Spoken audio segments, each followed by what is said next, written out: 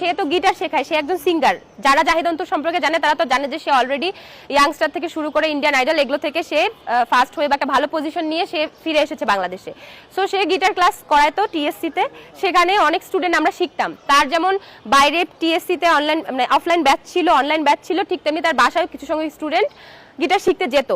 তো সেই কারণে সে আমাকে বাসার ব্যাচেও ডেকেছিল, আমি তার বাসায় গিয়েছিলাম।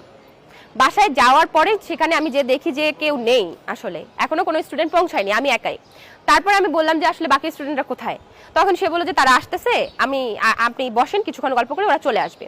এরপরে সে দরজা বন্ধ করে আমার দিকে ধাবিত হলো, সে ঘনিষ্ঠ হওয়ার চেষ্টা করলো।